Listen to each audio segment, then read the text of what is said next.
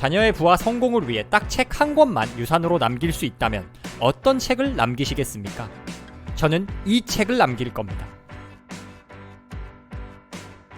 탁월한 어부가 한 명 있습니다. 임종을 앞둔 어부는 자녀에게 무엇을 물려주고 싶을까요? 자신이 잡은 수만 마리 물고기를 물려줄까요? 아마 아닐 겁니다. 곧 죽어 없어질 물고기 물려줘 봐야 무슨 소용입니까? 지혜로운 어부라면 물고기 말고 물고기 잡는 법을 물려줍니다. 지혜로운 부자도 마찬가지입니다. 돈을 물려주기보다는 돈 버는 법, 부자로 사는 법을 물려주고 싶어 합니다. 여기 어떻게 살아야 부자가 되는지 묻는 아들에게 한 부자가 남긴 편지가 있습니다. 오늘 소개할 책은 바로 부자의 언어입니다. 저자인 존 소포릭은 척추교정사, 부동산 사업가로 일하며 큰 부를 축적한 평범한 미국 부자입니다. 일론 머스크, 제프 베조스, 빌 게이츠처럼 전 세계적인 부자는 아닙니다.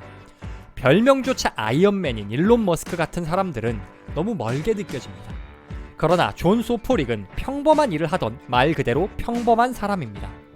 그래서 더욱 우리 같은 평범한 이들이 부자가 되려면 어떻게 살아야 하는지를 현실감 있게 알려주는 인물입니다. 부자의 언어에서 존 소포릭은 자신을 부를 가꾸는 정원사에 비유합니다. 다른 등장인물도 있습니다. 음주운전 사고로 정원사의 아내를 죽인 청년 지미, 직장을 잃고 부정적 현실을 받아들이지 못해 방황하는 제러드, 그 외 친구들. 존 소포릭은 정원사와 다른 등장인물들 간 사건과 대화를 통해 어떻게 살아야 부자가 되는지를 우화 형식으로 쉽게 풀어냅니다. 본론으로 들어가 어떻게 살아야 부자가 될 수 있을까요? 부자의 언어를 바탕으로 부자가 되기 위해 반드시 해야 할 일 3가지에 대해 이야기해보겠습니다. 책에 좋은 내용이 너무 많아 고르고 또 고른 내용입니다. 이 영상에는 이 책이 주는 교훈 10%도 담지 못했습니다. 영상과 별개로 책을 꼭 읽어보시길 정말 추천합니다. 그럼 시작합니다. 첫째, 믿어라. 음주운전으로 정원사의 아내를 죽인 지미는 출소 이후 진심으로 회개하고 정원사의 용서를 받았습니다. 그리고 정원사 곁에서 부자가 되기 위한 교훈을 배우고 있습니다. 부를 축적할 수단으로 부동산을 정했고 중개인 시험을 통과했습니다. 취직도 했습니다. 그런 지미에게 고민이 생겼습니다. 저는 신참 중개인일 뿐이에요. 아무리 일을 열심히 하려 해도 고객이 찾아와 집을 보여달라 하지 않으면 할 수 있는 일이 없어요. 지미는 직업적 특성에서 비롯된 장애물을 만났습니다. 장애물에 낙담한 지미에게 정원사가 말합니다. 목표는 믿는 거지 의문을 품는 게 아니야. 넌 가능성이 아니라 장애물을 믿고 있어. 목표는 평범한 도전을 위한 게 아니야. 우리가 현재 자리에서 얻을 수 없는 특별한 꿈을 위한 거야. 목표가 있으면 우리 자신도 몰랐던 내면의 지혜가 발동된단다. 목표는 이성으로는 가늠할 수 없는 가능성의 문을 열어주거든. 우리는 참 똑똑합니다. 그래서 문제입니다. 새로운 일을 시작할 때면 그 일에 딸려오는 어려움, 장애물까지 바로 알아차립니다. 지미도 그랬습니다. 부푼 꿈을 안고 중개사 일을 시작했지만 현실적인 문제들을 마주합니다. 장애물을 알아차리는 순간 멀리 있는 목표보단 가까운 장애물이 크게 보입니다. 똑똑했던 지미는 장애물을 알아차리곤 당장 자기 능력으로 변화시킬 수 없는 현실에 낙담합니다. 우리도 마찬가지입니다. 새로운 일에 도전해본 적 있으세요? 투자, 유튜브 사업 같은 새로운 일을 시작할 때 우리는 큰 꿈을 가지고 시작합니다. 그러나 곧 시간 부족, 가족의 반대, 체력 저하 등 온갖 장애물을 만납니다. 눈앞에 놓인 장애물은 마치 거대한 벽 같아서 도저히 넘을 수 없을 것만 같습니다. 이런 우리들에게 부유한 정원사가 말합니다. 넌 가능성이 아니라 장애물을 믿고 있어. 목표보다 문제를 더 의식하면 이는 가능성보다 장애물을 믿는 것입니다. 명상록 저자이자 로마 황제였던 마르쿠스 아우렐리우스는 이렇게 말했습니다. 우리 인생은 우리가 생각하는 대로 만들어진다. 우리가 장애물을 더 많이 생각하면 할수록 인생이 장애물로 가득 차게 됩니다. 그러니 장애물을 보지 말고 목표를 봐야 합니다. 정원사가 말합니다. 그저 운에 맡기고 싶다면 목표를 정하지 않으면 돼. 그게 아니라면 얼마나 많은 부를 바라는지, 왜 그걸 원하는지 명확히 결정하고 매일 그것에 집중하렴. 네가 그 부를 가지게 되리라는 걸 완전히 믿는다면, 충분한 시간 동안 그것을 마음속에 품고 있다면, 그러면 모든 게 원하는 대로 작용할 거란다. 내면의 지혜가 너를 이끌 거야. 논리적, 이성적으로는 도저히 설명이 되지 않지만 정원사는 목표를 정하고 믿으면 모든 일이 우리가 원하는 대로 작용한다고 말합니다. 또한 저자인 존 소포릭 본인 삶에서 이 법칙은 분명 작동했다고 증언합니다. 나는 결과에 감사함을 느끼기보다 원하는 일에서 원하던 결과가 완전히 이루어졌다고 여기고 감사함을 표한다. 내 삶에서 그것이 작동하는 듯 보였기 때문이다. 이론으로는 설명하기 힘들다. 감사한 일이 일어날 것이라고 예측하며 그 일에 집중하는 것은 확실히 효과가 있었다. 원하는 목표를 분명히 정하고 반드시 이루어진다고 믿어야 한다. 이미 이루어졌다고 굳게 믿고 감사하기까지 해야 한다. 이것이 정원사가 전하는 첫 번째 부의 교훈입니다. 그 어떤 일을 하더라도 우리는 장애물을 만납니다. 목표가 크면 클수록 더욱 큰 장애물을 만나게 됩니다.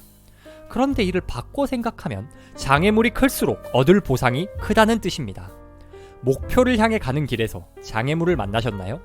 눈앞에 닥친 장애물보다 그 너머에 있는 더욱 큰 목표를 믿으세요. 힘겨운 현실에 목표가 비현실적으로 보일지라도 믿으세요. 목표란 원래 비현실적입니다. 현실적인 목표는 현실적인 결과를 낳을 뿐입니다. 목표는 의심하는 게 아니고 믿는 겁니다. 현실적인 목표는 평범한 삶을 위한 거지. 정원사는 생각했다. 하지만 부는 높은 야망을 달성할 수 있다고 스스로 믿는 자들의 것이다.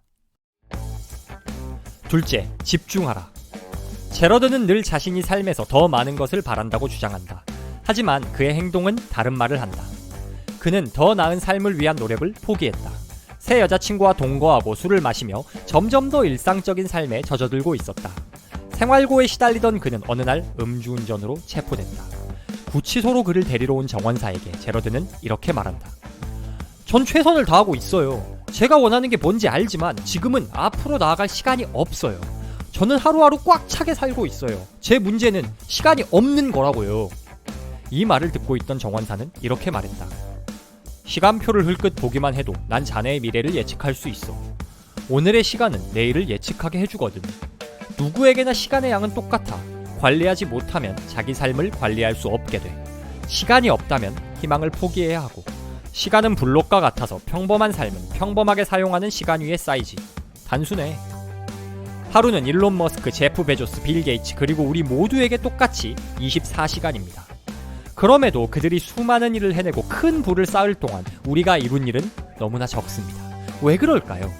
시간을 쓰는 방식이 달라서입니다. 부자들은 자신이 정말 이루고 싶은 일에 시간과 노력을 집중합니다.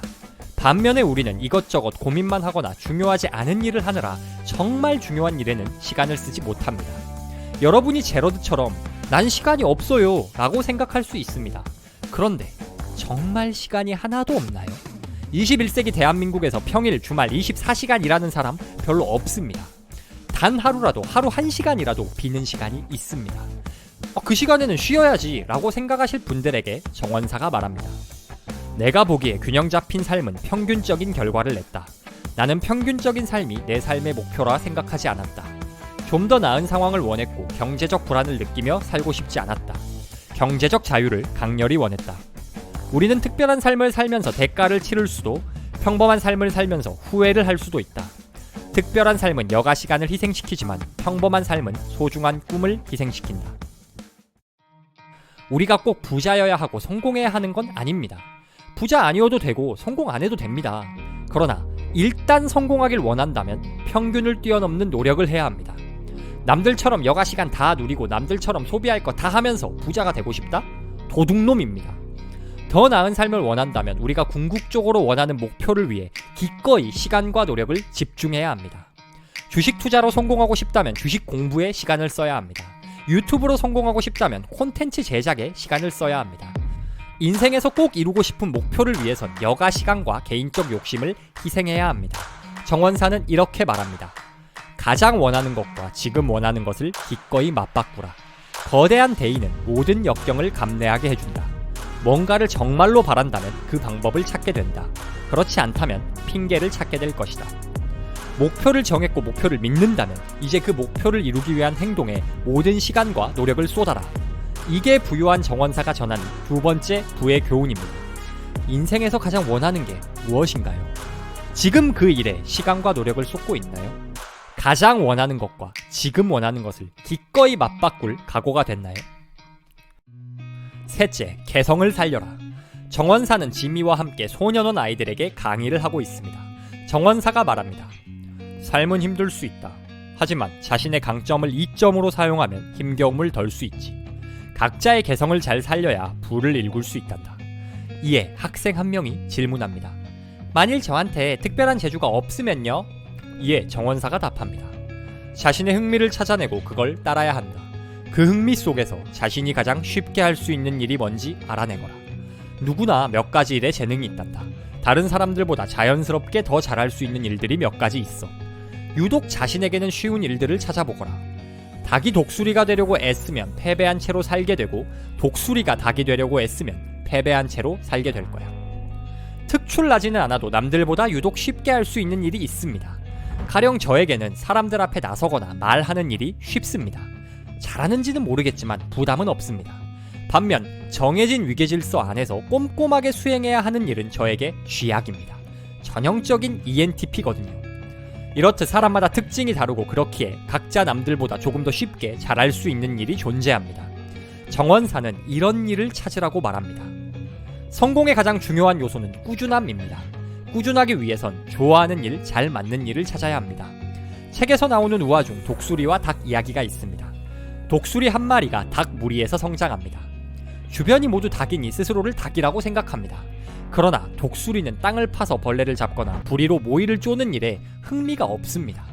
그러니 닭으로 사는 게 너무 어려웠죠. 그런데 어느 날 다른 독수리 한 마리가 하늘 위를 힘차게 날아갑니다. 이를 본 독수리는 자신도 왠지 그 독수리처럼 날 수 있을 것 같다 생각합니다. 그리고 이내 날개를 펴고 날아오릅니다. 닭이라면 상상도 못할 일입니다. 높은 상공에서 급 강하에서 발톱으로 먹잇감을 움켜잡습니다. 독수리에겐 땅을 파고 벌레를 잡는 일보다 하늘의 지배자가 되는 일이 더 쉬웠습니다. 독수리에게 계속 땅을 파고 벌레 잡는 일을 시켰다면 오랫동안 지속할 수 있었을까요? 하늘의 지배자로 태어난 독수리가 땅 파는 일에 흥미를 느낄 리가 없습니다. 흥미가 없으니 지속할 수 없습니다. 우리도 마찬가지입니다. 흥미를 느끼는 일이어야 꾸준히 할 수 있습니다. 꾸준히 해야 성공할 수 있습니다. 그러니 흥미를 따르는 일이 곧 성공하는 길입니다. 아인슈타인은 이렇게 말했습니다. 나무에 오르는 재능으로 물고기를 판단한다면 물고기가 멍청하다고 믿으며 평생을 살게 될 것이다. 재능과 흥미를 찾아야 합니다. 물론 말처럼 쉽진 않습니다. 어른이 되고서도 내가 뭘 잘하는지 뭘 좋아하는지 모르는 사람이 태반이니까요. 이런 고민을 하는 우리에게 정원사는 다음과 같은 조언을 전합니다.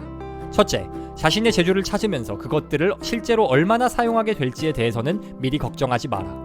주방 선반에서 사용할 수 있는 재료들을 찾듯 열린 마음으로 당신의 재주를 찾아라. 일단 재료들을 모으고 나면 무슨 음식을 할지 결정할 수 있다. 일단 자신의 재주를 알게 되면 그것을 어떻게 최고로 적용할 수 있을지 알게 된다. 둘째, 언제 정신적 몰입 상태를 느꼈는지 찾아라. 깊이 몰두했던 일에 보통은 재능이 있을 가능성이 높다. 셋째, 자신의 재주를 찾는데 적극적인 태도를 가져라. 누구에게나 더 많은 시간을 보내고 싶은 일이 있다. 우리는 그렇게 끌리는 일에서 번성할 수 있다. 수학에 재능이 있는 사람은 자연스럽게 숫자를 가지고 일하는 쪽에 끌린다. 재주는 열정적으로 흥미를 느끼는 것 주변에 있다.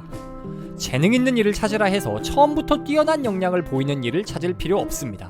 그런 일은 없습니다. 사이클 선수들도 처음에는 네 발 자전거 타고 넘어지면서 자전거 배웁니다. 이것저것 시도해보며 좀 더 쉽게 몰입할 수 있는 일을 찾아야 합니다. 정원사는 흥미있는 일을 찾을 때 이 일을 어디 써먹을 수 있을까는 고민하지 말라고 합니다.